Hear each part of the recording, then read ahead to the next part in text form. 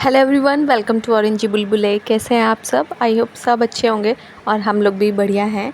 आज है world environment day, तो आपके साथ आज यही शेयर करने वाली हूँ कि हमारे घर में किस तरह से पानी की बचत की जाती है।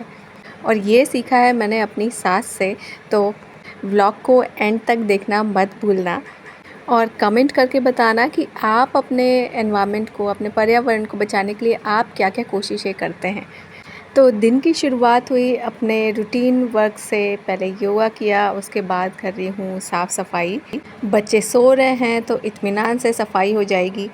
वैसे तो आजकल सारे काम इत्मीनान से ही हो रहे हैं, आराम से ही हो रहे हैं, क्योंकि कोई भाग दौड़ नहीं है, ना अनी को स्कूल जाना है ना मुझे। वैसे मेरा काउंटडाउन तो शुरू हो गया है, क्योंकि सिर्फ 10 ही दिन बचे हैं छुट्टियाँ ख़त्म होने में।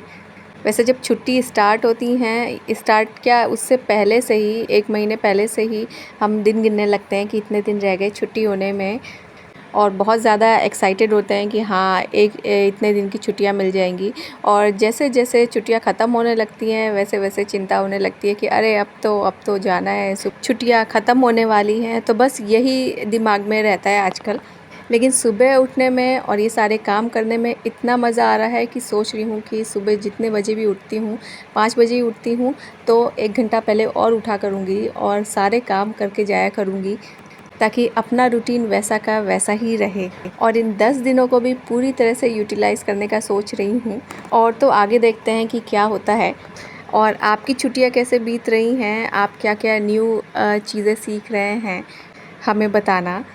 क्योंकि छुट्टियों का मतलब सिर्फ ये नहीं कि वही डेली रूटीन के अपने काम करते रहो। कुछ नई चीज़ें करना, कुछ नई चीज़ें सीखना भी बहुत ज़्यादा ज़रूरी है। और इन सभी कामों में अपने बच्चों को भी शामिल करना कभी ना भूलें, क्योंकि बच्चों की लर्निंग कैपेसिटी बहुत ज़्यादा होती है और वो नई चीज़ें बहुत जल्दी सीखते हैं। और कुछ भी अच्छा या क्रिएटिव सीखेंगे तो उतना ही मोबाइल और टीवी से दूर रहेंगे, उनका स्क्रीन टाइम कम हो जाएगा। और जब भी वो मोबाइल या टीवी देखें तो उनके साथ ज़रूर बैठ के वो चीज़ें देखें जो वो देख रहे हैं, ताकि और उनसे बातें भी करते रहें, ताकि वन वे कम्युनिकेशन ना रहे। सफाई हो गई है और अब दे देते हैं बर्ड्स को उनका ब्रेकफास्ट। घर के हर कोने पे बैठ बैठ के वो वेट करती हैं कि खाना आने वाला है या नहीं, कोई दिख रहा है या नहीं। आजकल इन चिड़ियों के बच्चे भी आने लगे हैं, जिन्हें वो साथ में ही बिठा खाने की प्रैक्टिस करा रही हैं, और इन्हें बैठ के देखना बहुत अच्छा लगता है। लेकिन घर के काम भी हैं, तो हमने इधर ब्रेकफास्ट बना लिया है। ब्रेकफास्ट में है सांभर, कोकोनट चटनी और गर्मा गर्म इडली। अनी, केली और मेरा तीनों का ही फेवरेट है ये। तो चलिए ब्रेकफास्ट कर लेते हैं और बच्चों को भी उनका ब्रेकफास्ट सर्व कर देते हैं। इधर केली है मेरे पास, जिससे बिल्कुल भी रुका नहीं जा रहा है। तो देखो यहाँ से स्पून गायब हो गई है। केली कैसा है? खा के बताओ। नहीं, पहले खाओ, इडली भी लो अपनी।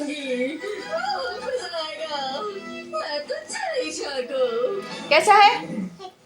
वाह बुरी बुरी कर लो। चलो चलो चलो। बच्चा पार्टी यहाँ शिनचैन का एक्शन कर रही थी, जो वो बुरी बुरी करता है। हम लोग की छुट्टी हो रखी है, तो मम्मी आजकल घूमने गई हुई हैं। दूध वाले को बोल के गई थी, तो दूध वाला नहीं आया, तो घर में दूध नहीं है, फ्रूट्स नहीं है। तो हम लोग निकल पड़े हैं कुछ सामान लेने, फ्रूट्स वगैरह लेके आएंगे। और जब निकले हैं तो खाली फ्रूट्स और दूध लेके तो आएंगे नहीं, बच्चों को जाना था सुपरमार्केट, ताकि उनकी आउटिंग भी हो जाए और वो अपनी मनपसंद कुछ चीज़ें भी ले आएँ।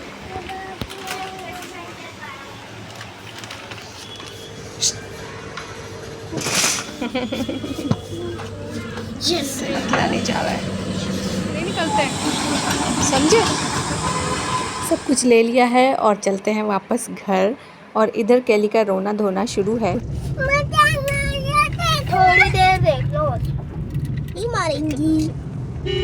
तुम ट्राई तो करो। घर पहुंचते ही बच्चों ने अपनी अपनी चीज़ें निकाली और खाने पीने में लग गए। इधर मैंने फ्रूट्स निकाल लिए हैं ताकि उन्हें धो के रख दूं, और मैंगो डाल दिए हैं पानी में, और आरओ ऑन किया था ताकि पानी भर जाए। तो इधर जो पानी जो वेस्ट होता है उसके लिए मैंने लगा दिए है एक बकेट।